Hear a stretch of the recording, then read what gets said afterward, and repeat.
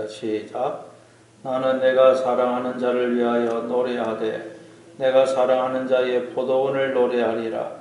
내가 사랑하는 자에게 포도원이 있으며 심히 기름진 사내로다. 땅을 파서 돌을 제하고 극성품 포도나무를 심었도다. 그 중에 망대를 세웠고 또 그 안에 술터를 팠도다. 좋은 포도 맺기를 바랐더니 들포도를 맺었도다. 예루살렘 주민과 유다 사람들아 구하노니 이제 나와 내 포도원 사이에서 사리를 판단하라. 내가 내 포도원을 위하여 행한 것 외에 무엇을 더할 것이 있으랴. 내가 좋은 포도 맺기를 기다렸거늘 들포도를 맺으면 어찌 됨인고. 이제 내가 내 포도원에 어떻게 행할지를 너희에게 이르리라. 내가 그 울타리를 걷어 먹힘을 당하게 하며 그 담을 헐어 짓밟히게 할 것이요 내가 그것을 황폐하게 하리니 다시는 가지를 자름이나 북을 돋우지 못하며 질레와 가시가 날 것이며 내가 또 구름에게 명하여 그 위에 비를 내리지 못하게 하리라 하셨으니 무릇 만군의 여호와의 포도원은 이스라엘 족속이요 그가 기뻐하시는 나무는 유다 사람이라. 그들에게 정의를 바랬었더니 도리어 포악이요 그들에게 공의를 바랬었더니 도리어 부르짖음이었도다. 가옥에 가옥을 이으며 전토에 전토를 다하여 빈틈이 없도록 하고 이 땅 가운데서 홀로 거주하려 하는 자들은 화 있을진저. 만군의 여호와께서 내기에 말씀하시되 정령의 허다한 가옥이 황폐하리니 그거 아름다울지라도 거주할 자가 없을 것이며 열흘가리 포도원에 개어 포도주 한 바트가 나겠고 한 오멜의 종자를 뿌려도 간신히 한 에바가 나리라 하시도다. 아침에 일찍 일어나 독주를 마시며 밤이 깊도록 포도주에 취하는 자들은 화 있을진저. 그들이 연회에는 수건과 비파와 수고와 피리와 포도주를 갖추었으도 여호와께서 행하시는 일에 관심을 두지 아니하며 그의 손으로 하신 일을 보지 아니하는도다. 아멘.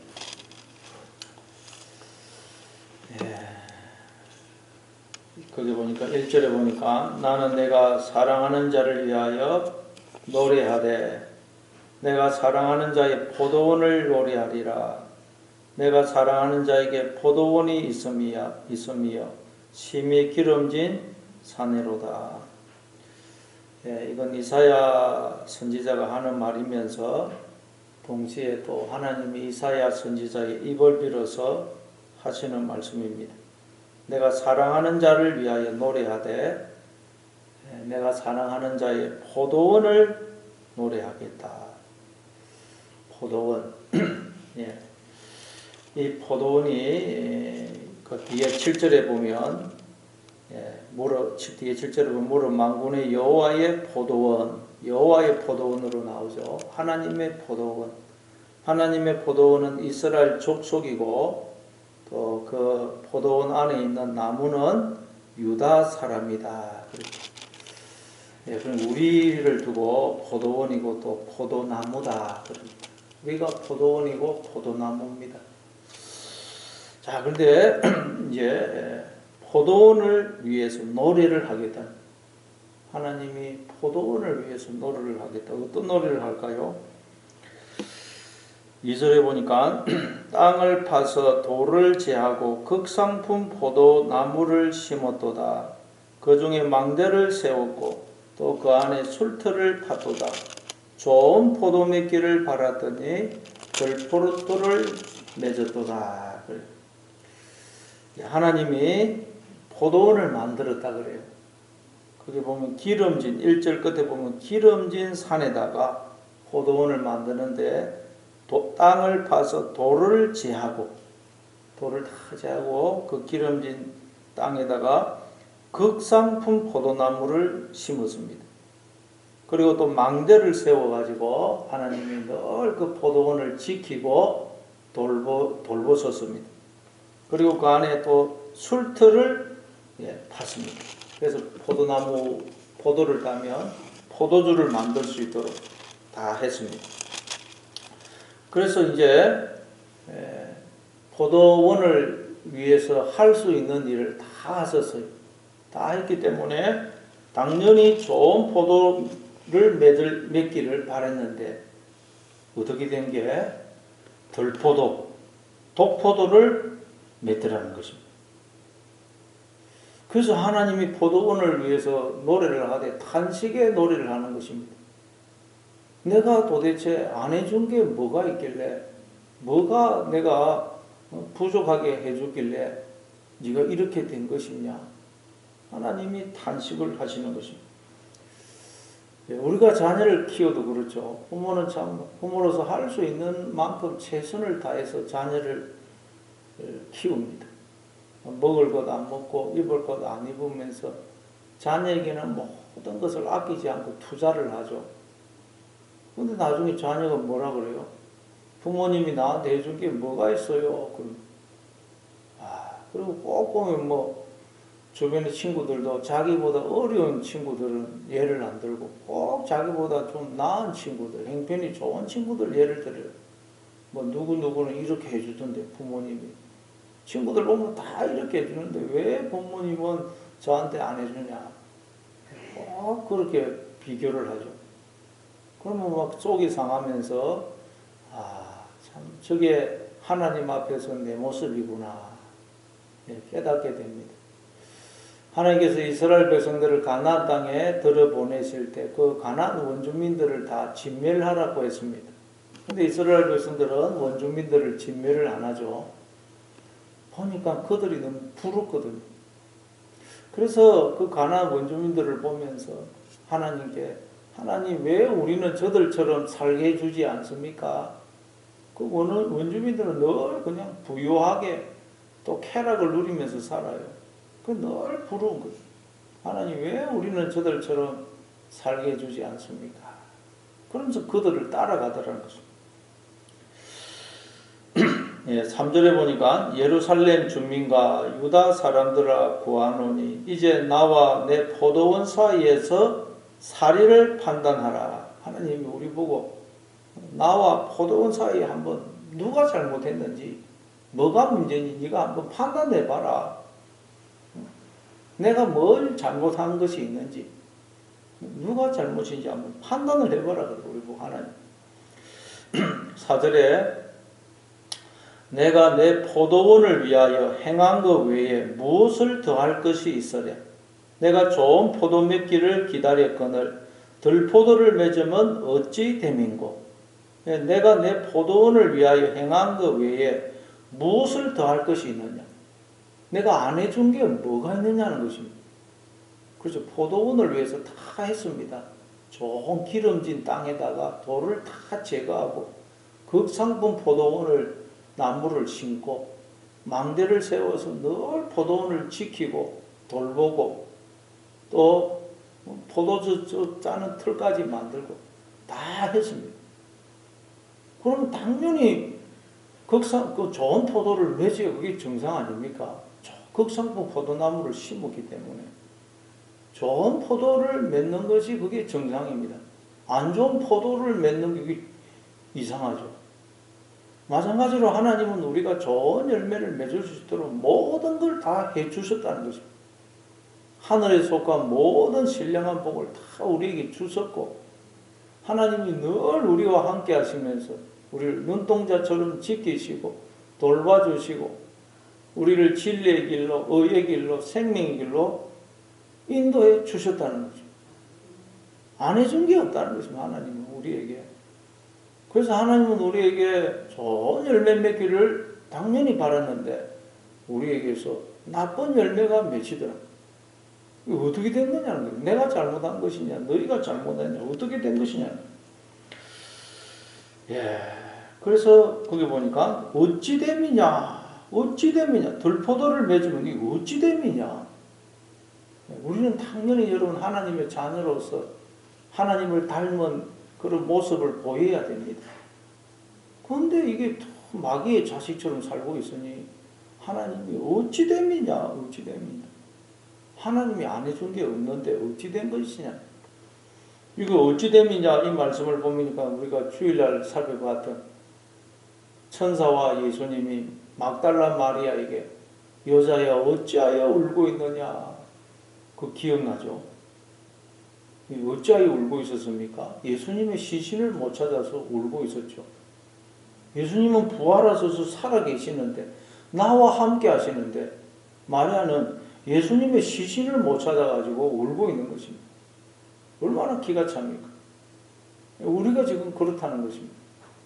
하나님이 나와 함께 하시는데, 살아서 나와 함께 하시는데 우리는 하나님의 시신을 못 찾아서 울고 있다는 거예요.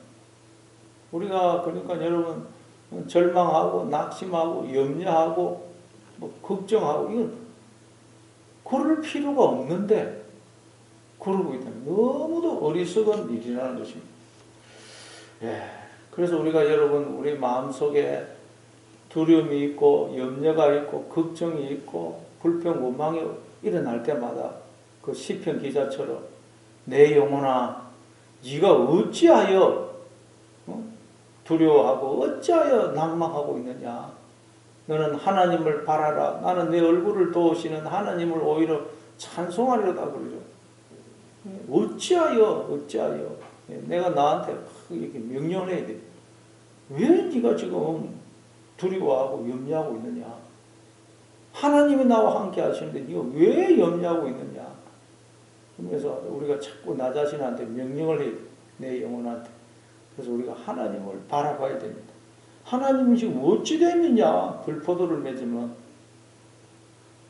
5절에 보니까 이제 내가 내 포도원에 어떻게 행할지를 너희에게 이르리라. 내가 그 울타리를 걷어 먹힘을 당하게 하며 그 담을 헐어 짓밟히게 할 것이요. 그래서 이제 지금 들포도, 독포도를 맺기 때문에 하나님이 포도원에 대해서 어떻게 행할지를 우리에게 알려주시겠다 그래요. 어떻게 하느냐? 울타리를 걷어 먹힘을 당하게 하고 그냥 짐승들이 와서 먹고 뜯어먹도록 하겠다는 담을 헐어서 짓밟히게 하겠다는 담을 헐어서 그냥 길 가는 사람들 뭐 짐승들 다 와서 포도원을 짓밟도록 하겠다는 것이죠. 그리고 6절에 보니까 내가 그것을 황폐하게 하리니 포도원을 그냥 흠으로 버리시겠다는 다시는 가지를 자름이나 북을 돋우지 못하여 찔레와 가시가 날 것이며 내가 또 구름에게 명하여 그 위에 비를 내리지 못하게 하리라 하셨으니 참 아니 하나님이 어떻게 이렇게 하실 수가 있을까 이런 생각이 들어요. 자녀인 우리가 좋은 열매를 맺지 못했다고 해서 어떻게 이렇게까지 할 수 있느냐, 또 어떻게 이렇게 심한 말을 할 수 있느냐, 그런 생각이 들어요. 그러나 여러분 우리가 늘 기억해야 될 것은 하나님이 항상 어떤 하나님의 목적은 우리가 잘되게 하는 것이고 우리에게 복을 주시는 것입니다. 그 목적으로 모든 걸 행하신다는 걸 우리가 늘 기억해야 됩니다. 그래서 예레미야 29장 11절에도 보면 여호와의 말씀이니라 너희를 향한 나의 생각은 내가 아나니 평안이요 재앙이 아니니라 너희에게 미래와 희망을 주는 것이니라. 하나님의 모든 우리를 향한 뜻 그리고 일하심은 우리에게 여러분 평안을 주시고 미래와 희망을 주시는 것이지 우리를 망하게 하려고 하시는 것이 아니라는 것입니다. 우리를 고치시고 회복시키시는 것이 목적입니다. 그러니까 하나님은 우리를 사랑하시기 때문에 우리가 잘못되면 절대 그냥 내버려 두지 않으신다는 거예요. 반드시 징계해서 고치신다는 거예요. 다시 회복시키신다는 거예요. 그리고 또 여러분 하나님이 이렇게 심하게 앞에서도 그렇죠. 심하게 말씀하시는 걸 보면서 하나님은 우리를 사랑하시기 때문에 우리를 위로하시고 격려하시고 칭찬도 하시지만 때로는 막 무섭게 책망도 하신다는 걸 알아요. 사랑한다고 무조건 하나님을 어쩌죠 그냥 좋은 말만 하고 그러지 않는다. 때로는 무섭게 책망도 하시고 무섭게 징계도 하십니다. 그래서 우리를 고치시는 거죠. 하나님 그렇게 해서 고치는 게 목적이거든요. 그래서 우리는 하나님을 경외해야 되는 것입니다. 그러니까 여러분 우리에게 막 어려움이 있고 고난이 있고 하나님이 나를 징계하신다. 하나님이 나를 미워해서 그런 게 아니고 나를 사랑해서 나를 고치시려고 회복시키시려고 그러신다. 그래서 우리는 그럴 때일수록 더 하나님을 바라보고 엎드리면 되는 것입니다. 하나님께로 돌아오면 되는 것입니다. 하나님께로 돌이키라고 그러니까. 그리고 여러분 뭐 아무리 어려움이 있고 환란이 있어도 우리는 두려워할 필요가 없다. 하나님 나를 고치려고 그러는 것이지 망하게 하려고 그러는 것이 아닙니다. 그럼 우리는 절대 무슨 환란이 있고 어려움이 있어도 두려워하거나 염려할 필요가 없다는 것입니다. 그래서 고린도후서 4장 16절에도 보면 그러므로 우리가 낙심하지 아니하노니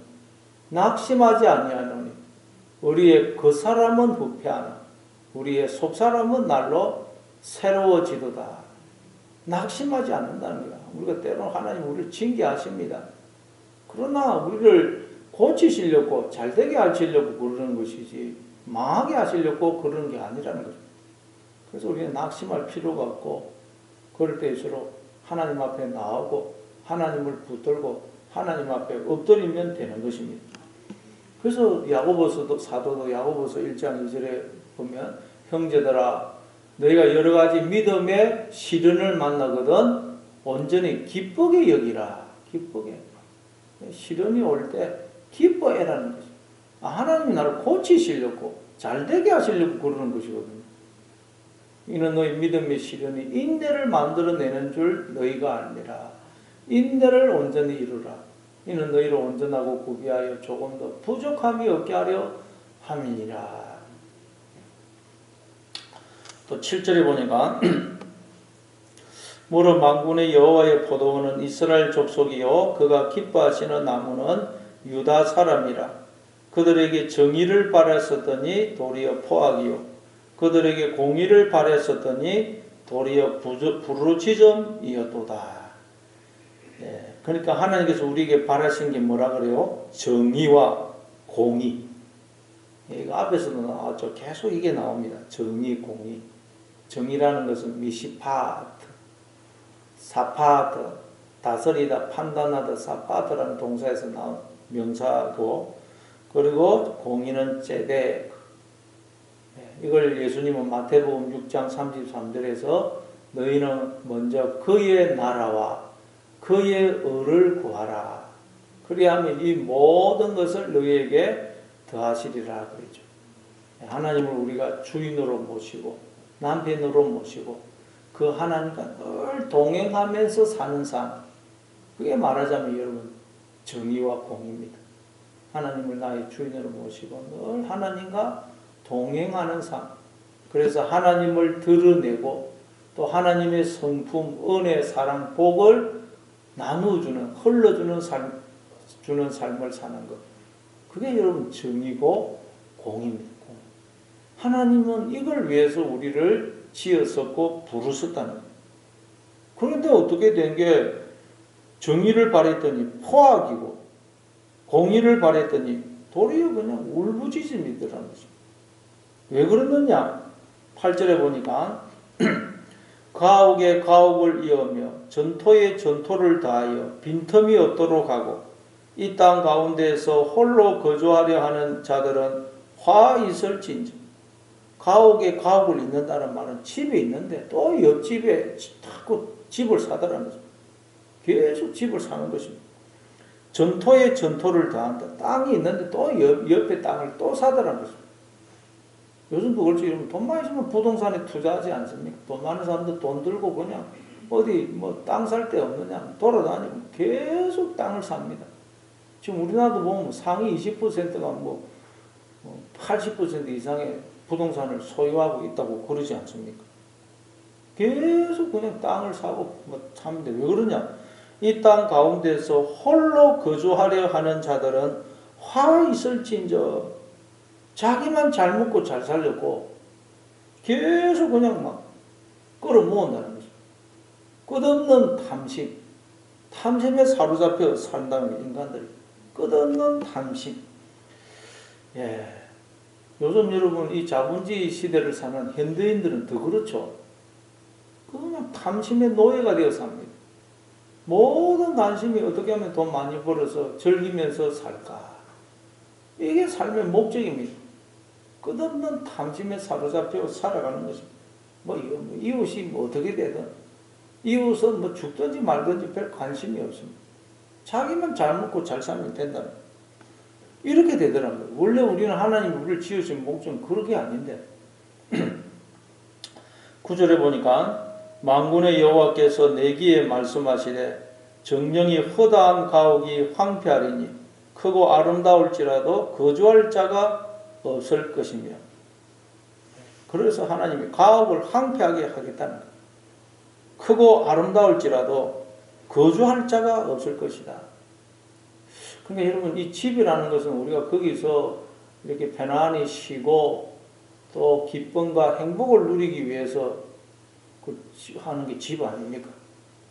그런데 아무리 뭐 집이 좋은 집이 있어도 거기서 참된 쉼과 행복을 누리지 못한다는 거예요. 그래가지고. 그렇죠, 여러분. 뭐 탐심에 사로잡혀 봐십시오. 가정도 그러면 거기서 참된 행복을 누리지 못합니다. 탐심의 목적이 되어버리면 부부 사이도 참된 부부 사이가 안 되고, 자녀들도 부모 자녀 사이도 제대로 안 됩니다. 그럼 참된 그 기쁨과 평안을 누리지를 못하는 거죠. 그리고 10절에 보니까 열을 가리 포도원에 개우 포도주 한 바트가 나겠고 한 호멜의 종자를 뿌려도 간신히 한 에바가 나리라 하시도다. 열을 가리, 열흘 동안 땅을 가는 걸 말이에요. 열흘 동안 땅을 가면 한 3만 평, 3만 평 정도 갈 수가 있습니다. 3만 평. 3만 평이 뭐 얼마입니까? 150마지죠. 3만 평 열흘가리 포도원에 겨우 포도주 한 바트가 나겠고, 한 바트 그러면 한 8부대, 8부대. 8부대는 보통 한두 마지에 하면 8부대쯤 나옵니다. 근데 150마지를 갈았는데도 8부대밖에 안 온다는 거예요. 그렇게 농사를 지은대요. 그리고 한 호멜의 종자를 뿌렸는데 간신히 한 에바가 난다는 거예요. 여러분, 한 에바는 한 호멜의 10분의 1밖에 안 됩니다. 그러니까 열심히 씨를 뿌렸는데 종자의 10분의 1밖에 수확을 못하는 거예요. 종자의 10분의 1. 그럼 뭐 수확 하나만 해요. 그렇게 되더라는 거예요. 그렇죠. 여러분, 이게 무슨 말이고, 오늘 현대인들은 너무나 부유하게 부족함 없이 삽니다. 오늘날 같이 우리가 이렇게 잘 살 때가 언제 있었습니까? 다 너무너무 잘 삽니다. 부족함 없이 부유해서. 그런데 사람들은 만족이 없습니다. 오늘 같이 이렇게 부유하게 사는데 사람들은 더 만족이 없어요. 사람들은 오늘 현대인들.